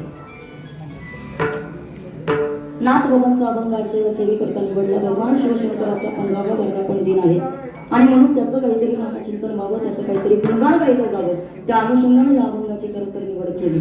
3 चरण राहिले आणि कीर्तन मला वाटतं सगळे गायक मंडळी आता त्याच्याकरताही पाहतात ते अर्थात. बरोबर आहे ना? प्रत्येकाला एक एक चरण मिळायला पाहिजे. धावतं धावतं घेऊया आणि चाली घेऊ ना, घेतल्या पाहिजे. कारण उद्या ती नाराजी नव्हती कोणाची. तुम्ही 2 तास उभे राहताय म्हणजे काय फक्त माझे ऐकले पाहिजे असं नाही. आपली आपली कला आहे, तिचा एक आदर आहे आणि म्हणून प्रत्येकाला तो मान मिळायला पाहिजे. एकेका वाक्यामध्ये मी अर्थ सांगेन, तुम्ही एकेका वाक्यामध्ये आपली चाल म्हणा पटापटा, म्हणजे सगळ्यांना तुमच्याही आवाजाबद्दलचं कौतुक कळणार आहे. ऐका. वाटली होती का कुठे वाटली बघा त्यांना. थांबा की तुला जायचं नाही मग काय करू. माझी प्रेमाची माणसं नाथबाबांनी अभंगाच्या पहिल्या चरणामध्ये देवाचा स्वभाव सांगितला. इकडे पाहत असेल ऐका. काय आहे देवाच्या स्वभावाचा फायदा? तुमच्या आमच्या स्वभावामध्ये सुधारणा झाली पाहिजे, म्हणून देवाचा स्वभाव आपल्याला कळायला पाहिजे. ऐका. आपल्यामध्ये असणारे विकार संपले पाहिजे. ओली कृतिकेचे मंदिरात 6 जण मंदिर, गुंफा करता ती पोखर, याचा नका करू अंगीकार, काम करो तुम सर्व माया अहंकार. हे सगळं तुम्हाला आम्हाला बाबाचं घडलंय आणि हे सगळं दूर झालं पाहिजे, म्हणून शिवाची आपल्याला गरज आहे. काय आहे बाई शिवाचा महिमा आम्हाला सांगा. एखाद्या घरामध्ये मुलगा जर ऐकत नसेल आईचं आणि मुलगा खूप हट्टी असेल, जर तो कुणाचं कोणाचंच ऐकत नसेल त्याला एक करायचं, आपल्या मुलाला घ्यायचं, अर्धा तांब्या पाणी अर्धा तांब्या दूध घ्या. ऐकताय तुम्ही सगळेजण? ऐका बाबा, जो मुलगा तुमचं ऐकत नाही, ज्या मुलाला खूप राग आहे त्या मुलाला तुम्ही आणायचं. महादेवाच्या पिंडीवरती जर त्या मुलाच्या हातून दर सोमवारी जर तुम्ही अभिषेक केला, अभिषेक करत असताना दार लावायचे, दार लावताना ओम नमः शिवायचा जप त्या पोराकडून करून घ्या. असं जर सातत्यानं तुम्ही जर 7 सोमवार केलं तर बऱ्यापैकी तुमच्या मुलाचा राग शांत झालेला असेल. ऐकताय तुम्ही सगळेजण? एखाद्याच्या घरामध्ये पैसा टिकत नाही, पैसा टिकत नाही तर एक करायचं, काय करायचं? उसाच्या रसांचं सीझन चालू झालंय. रोज आपण पाहुणी कुठे भेटले मार्केटमध्ये तर जे चला उसाचा रस प्यायला, चला उसाचा रस प्यायला, असं एक रस तिकडनं पार्सल आणायचा आणि त्या रसाचा अभिषेक जर तुम्ही देवाच्या पिंडीवरती केला, घरामध्ये पैशाची कमतरता कधीही जाणवत नाही. हे महादेवाच्या भक्तीचं फळ आहे. ऐका आता इकडं का. आणि त्याही पेक्षा पलीकडं एखाद्याला धनधान्याची कमतरता भासत असेल, आपल्या दुकानामध्ये जायचं, 7 धान्य त्याच्याकडनं मागायचे आणि एवढे 7 धान्य त्याच्याकडनं घेऊन यायचे. त्या 7 धान्याचा अभिषेक देवावरती करायचा. घरामध्ये धनधान्याची कमतरता कधी राहणार नाही. एखाद्या घरामध्ये माणसं सतत आजारी पडत असतील आणि जर ती माणसं सारखी रोगानं आजारानं पछाडलेली असतील, डॉक्टरकडनं जाऊन कोणी येत नाही, एक करायचं, जर सोमवारी सातत्यानं जायचं किंवा सोमवारी तिथपर्यंत जाणं शक्य नसेल तर घरामध्ये महादेवाचे पिंड आणायचे आणि एक त्याच्यावरती फक्त पाण्याचा अभिषेक करायचा. त्याला काही लागत नाही. पाण्याचा केलेल्या अभिषेकानं सुद्धा फक्त महामृत्युंजय मंत्राचा जप झाला तर तुमच्या घरामध्ये असलेलं आजारपण बऱ्यापैकी कमी होतं किंवा निघून जातं किंवा तो माणूस एकतर कदाचित जाण्याच्या मार्गावरती असेल आणि मग अभिषेक केला तर त्याच्या संगीतात यायची चुकी नाही. तर माझ्याकडे या काय तो कर्ज घेऊन बसले बा, हा तर तो जाण्याच्या मार्गावर असेल, तुम्ही अभिषेक केला तरी इतकं तरी होईल. महामृत्युंजय मंत्राची ताकद आहे, त्याच्या जाण्याचा मार्ग तरी सुखकर होईल, तो त्यातनं वेदनेतनं लवकर मुक्त होईल. एवढी ताकद या महादेवाच्या भक्तीची आहे. ती भक्ती आपण केली पाहिजे. आणि ताई एवढं नाही करता आलं तर काही करू नका. त्याला एक फक्त बेलाचं पान दिलं तरी सुद्धा बाबा तो भोळा आहे. हा माहिती प्रत्येकाला, हे गोळ्या शंकरा आवड तुला बेलाच्या पानाची. आणि असा असणारा भोळा देव तुम्ही त्याला नुसतं तेवढं दिलं तरी तो सुखी होतो. आणि तेही नाही देता आलं मग नाथ बाबा म्हणतात नुसतं वाचेल त्याचं नामस्मरण करा, अभंगाचं दुसरं जग.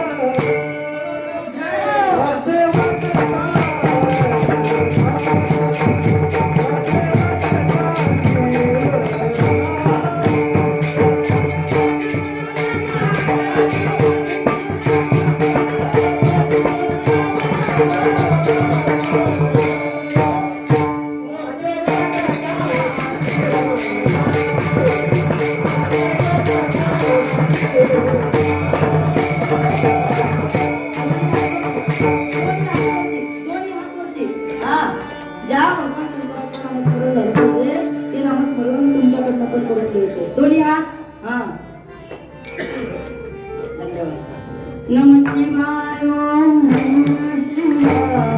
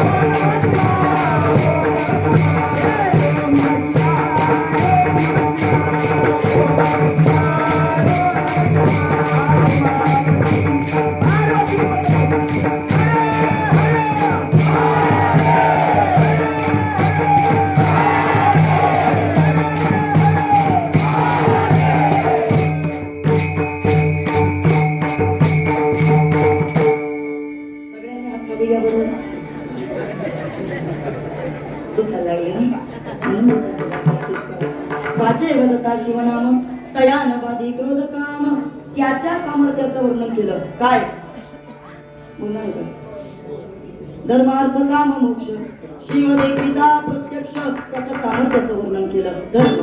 धर्माकरता या ठिकाणी परमात्म्याचं चिंतन केलं पाहिजे. अर्थाची प्राप्ती त्याचं चिंतन केलं पाहिजे. काम क्रोध ऐका तुमचे जे विकार आहे ते घालवण्याकरता त्याची प्राप्ती तर आहेच, पण सगळ्यात शेवटचा जो मोक्ष आहे वारकरी का त्याच्याकरता प्रयत्न चाललाय ना, तो मोक्ष जेव्हा मिळाला पाहिजे तो मोक्ष त्याला पहिल्यानंतर मिळतो. शिव देखीता प्रत्यक्ष. आणि म्हणून नाथबाबांनी सांगितलं बाबा रे त्याच्या भक्तीचा एक महिमा आहे. काय महिमा आहे? मरणाची भीती तो घालवतो. एका जनार्दनी शिव निवारी कळी काळाची वेव. ही सेवा तुम्हाला सर्वांच्या चरणी समर्पित करते. ओघामध्ये एखादा शब्द जास्त गेला असेल बाबा तो बुद्धीचा दोष जे चांगला आहे भगवान शंकराच्या आशीर्वाद आपल्याचं करून घ्या. काही एकविरेच्या पावसाच्या जवळ वसलेलं तुमचं हे गाव आणि ही सगळी देवीची भक्ती करणारी महादेवाची भक्ती करणारी. वास्तविक पाहता हा देव तिच्याशिवाय राहू शकत नाही हे तुम्हाला माहिती आहे का? आणि ती सुद्धा तिथं जाऊन त्याचंच भजन करतात. शंभूसाठी अंबा बसली तपाला सुद्धा नाही देहाची. तिकडं बसली होईल होईल ना तर येईल ऐका. आणि म्हणून अशा असणाऱ्या आई एकविरेच्या पायथ्याला तुम्ही आम्ही सर्वजण येत आहोत. सर्वांच्या चरणी नतमस्तक होते. आमचे या ठिकाणी परमार्थ प्रेमी परम आदरणीय परमश्रद्धेय आदरणीय भाऊसाहेब विश्वनाथ कोलावडे ज्यांच्या विनंतीला मान देऊन इथे गेलं झालं. अगोदर नको नको म्हणत होते कारण मला माझ्याच आवाजाची गॅरंटी नव्हती, बाकी काही नव्हतं. कारण मी म्हटलं कथा आहे रोज कीर्तन सकाळ संध्याकाळ म्हटलं नाही आवाज टिकणार म्हणून मी म्हटलं मला नाही जमणार. पण ते म्हणते ताई सगळ्या लोकांची इच्छा आहे तुमचं कीर्तन कार्यक्रमामध्ये झालंच पाहिजे. आणि म्हणून खास त्यांच्या विनंतीला मान देऊन आमच्या शिवशंकर तरुण मंडळाच्या विनंतीला मान देऊन आज वास्तविक पाहता इथं इथपासून तिथपर्यंत आमचे टाकळकर बाबा म्हणजे आपल्या तालुक्याचं वैभव, आपल्या तालुक्यातील वारकरी रत्न म्हणजे आमचे बाबा. भक्ती करणारी माणसं बाबा एवढीशा पांडुरंगाच्या मूर्तीचा महिना काका करतात बाबा ती काही नाही. एवढीशा पांडुरंगाला समोर ठेवायचं. आपल्याकडे एवढा मोठा पांडुरंग आहे पण त्याच्याकडे बघत नाही बाबा एवढं कठीण आहे. हा पण एवढ्याशा पांडुरंगाचा मी काला केलाय गोधवडीला, त्यामुळे मला त्यांनी सगळं सांगितलं. ही सगळी वारकरी वर्ग माझ्या कीर्तनामध्ये तुम्ही एक लेकीसारखं मला इतकं प्रेम दिलं त्याबद्दल मी मनपूर्वक भाऊ तुमचे आभार मानते. तुमच्याकडे पाहिलं का वाटतं विठोबा कीर्तनाला उभा केला असा तो गंध आणि तुमचं दिसलं खरंच किती गोड वाटतं पाहायला. तुम्ही साक्षात त्यांचं स्वरूप तिथं पाहायला मिळतं. आता तुम्ही कोणत्या रूपाने पाहता मला माहित नाही पण बाबा आपल्याला बाबा कसं वाटतं बरं का ही भक्ती करणारी भक्तीत जगलेली माणसं आहेत. आणि म्हणून या ठिकाणी दैवली वर्ग असेल देवघर वर्ग असेल अगदी माझ्यावरती प्रेम करणारा सगळा वर्ग इथे उपस्थित आहे. आमच्या शांताराम मामा ठाकोर त्यांच्या सौभाग्यवती सारिकाताई आणि आपल्या तालुक्याचं वैभव आपली गानकोकिळा राणीताई या ठिकाणी सुंदर अशा चाली म्हणतात. आमच्या सिद्धीताई लष्करे अत्यंत गोड आणि मधुर आवाज आमच्या अनिताताई इंगवले सुंदर असं या ठिकाणी संत साहित्याचा अभ्यास असणारी ही सगळी माणसं. आणि म्हणून या ठिकाणी महाराजांचे आभार गायके महाराजांचे आभार मानते भाऊ महाराजांचे आभार मानते. कोणाचं नामवले मापारी महाराज या सगळं आता सांभाळून तुम्ही सगळ्यांनी सगळ्यांचे आभार व्यक्त करते. जगताप बाबा एखादी चिठ्ठी लिहून द्यायची नाही एवढं काय करायची मला एखाद्याचं नाव राहिलं का ते परत मागून बोलतात हो. जेवढ्या लोकांनी मृदुंग करता गोडसाद केली त्या मृदुंगाचार्यांकरता एका जोरदार ताळी आपल्या तालुक्यामध्ये कशाचीच कमतरता नाही. कीर्तनकार गायक वादक सगळे एक सोबतकडे येते. फक्त आपल्याला वाटतं बाहेरून आले मोठं पातळी घेतलं नाही कीर्तनकार मोठ्या हे डोक्यातलं काढून टाका गड्या वारकरी बाबा असं काही नसतं. आपल्या तालुक्यातल्या लोकांना मोठं पाकिट देऊन बघा नाही तुमचं कीर्तन करून दाखवलं खरं बोलायला काय अर्थ आहे. आणि ज्याचा देणाऱ्याचा हात चांगला आहे ना त्यानं दिलंच पाहिजे त्यानं कंजूसी नाही करायची. एखादं गाव गरीब आहे ना तिथं आम्हाला बोलवा आम्ही फुकट कीर्तन करू पण सगळीकडं फुकटाची अपेक्षा करू नका गड्या तुम्ही. आम्हाला पण आहे त्यामुळे सगळ्यांची या ठिकाणी आभार व्यक्त करताना म्हणतो दादा अत्यंत प्रेम करणारी तुम्ही सगळी माणसं माझ्या समवेत आलेले माझे पती महाराष्ट्र चॅम्पियन मावळ केसरी पैलवान विकास शेट्टी मी आपले मनपूर्वक आभार व्यक्त करते. कारण परमार्थ प्रपंच या दोहीची सांगड घालत असताना पण माझ्या तान्ह्या लेकरापासून अगदी या ठिकाणी माझ्या समवेत यांना त्या गावाला जाईपर्यंत स्वतःच्या शरीराची स्वतःची अगदी या ठिकाणी कधीच ज्यांनी काळजी घेतली नाही. फक्त माझ्याकरता सगळ्या पैलवानकीचा सुद्धा खरं तर त्याग करावा लागला असं मोठं मन त्यांनी खरं तर दाखवलं. असे असणारे माझे मालक या ठिकाणी मी मनपूर्वक आपले आभार व्यक्त करते. कार्यक्रमाकरता आमचे उल्हास दादा आणि खऱ्या अर्थानं या कार्यक्रमाचे सगळे सूत्रधार आपल्या मावळ तालुक्याचं वैभव मावळ तालुक्याचं भूषण संत साहित्याचे गाडे अभ्यासक आदरणीय दिलीप महाराज खेंगरे एका महाराजांकरता जोरात टाळी झाली पाहिजे. प्रत्येक कार्यक्रमाचं मी नेहमी सांगत असते नियोजन दिलीप महाराजांकडे असलं तर कार्यक्रम कधी फेल जात नाही. लक्षात ठेवा. म्हणजे मी कुणाची वाहवा करत नाही पण आतापर्यंत मी मध्ये शिबिर घेतलं होतं आणि त्या शिबिरामध्ये 40 मुली माझ्याकडे होत्या दादा. 40 मुली तुम्ही आले होते शिबिराला जोडीनं आले होते 40 मुली होत्या. पण सगळा कार्यक्रम फक्त कसा बसवायचा त्याचं कसं नियोजन असलं पाहिजे हे सगळं एक हाती काम होतं ते म्हणजे खेंगरे महाराजांचं. आणि इतकं गोड शिबिर झालं का 40 मुलींनी जाताना सांगितलं ताई यावर्षी 40 पुढच्या वर्षी 100 येऊ.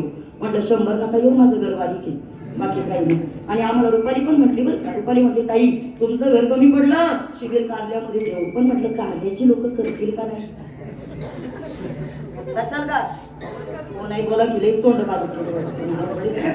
पण चला इकडे पहा या कार्यक्रमाकरता पेटीची गोड साथ करणारे आमचे असणारे बंधू काही झालं माझ्या बरोबर भांडायचं. पत्रिकेत नाव नव्हतं आमच्या शिबिराच्या जे भांडण केलं दादा भांडत नका जाऊ प्रेमानं बोलत जा बाबा काय असेल ते. मी त्या दिवशी आणि तर एकच पण बोलले ना नुसतं भांडत नको माझ्या बरोबर त्याला म्हणा भांडणं कमी कर बाबा. मी आमच्या गावाला म्हटलं दादा जाऊन प्रवचन कर बाबा फक्त भांडू नका. पण इतकं बरं का हे बहीण भावाचं एक अतूट नाते कधी न तुटणार. काही चुकलं हक्कानं सांगते मी फक्त तो एवढ्या हक्काने समजून नाही घेत मला नुसतं ओरडत राहतो ताई ताई ताई. पण इतकं प्रेम आहे या ठिकाणी एका शब्दानं सुद्धा कधी मला दुखावलं नाही आणि कायम माझा आदर ठेवतो असं असणारा आमचा योगेश दादा चोपडे या ठिकाणी महाराज मनपूर्वक आपले आभार मानते. गोड प्रवचन करतो दादा सुंदर आवाज आहे चाली चांगले सगळं चांगले असं या ठिकाणी चांगलं वक्तृत्व आहे.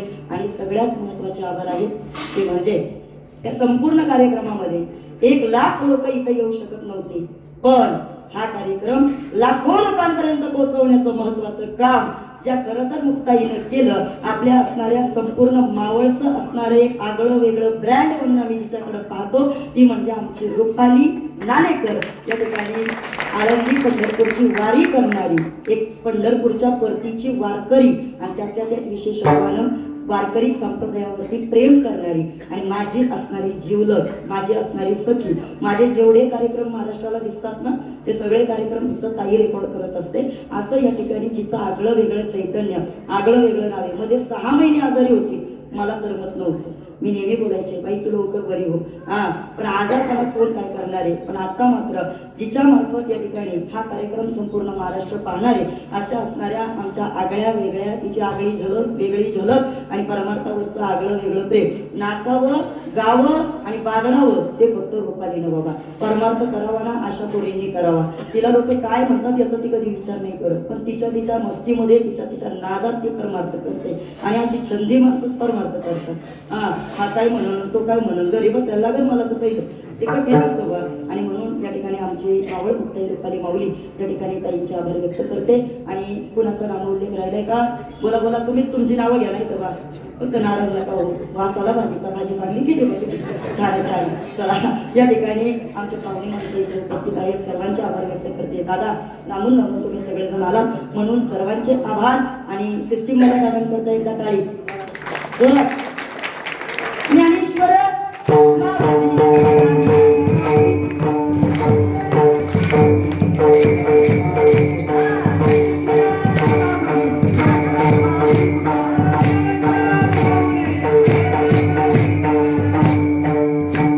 वारकऱ्यांचं झालं. पण हे माहितीत का तुम्हाला? हे आपल्याला तरी पाकिट भेटतात, त्यांना काहीच भेटत नाही. पण ते बिचारे प्रत्येक दशकिरेला, प्रत्येक गावच्या विकास कार्याला, प्रत्येक कुठेही सामाजिक काम असू दे त्याच्या करता. आणि खरं सांगू का, गावचं गाव पण टिकवतात बाबा ही माणसं. अशी या ठिकाणी ही जी पुढची माझी सगळी प्रेमाची माणसं, अमोल दादापासून अगदी उलावळे दादा या ठिकाणी सगळीच माणसं. दादा सगळ्यांचीच नावं घेणं माझ्याकडे इतकं शक्य नाही, पण तुम्ही सावळे दादा सगळ्यांनी आता मला समजून घ्या. सगळ्यांचा नाव उल्लेख झाला. यश दादा करायचा का शेवट?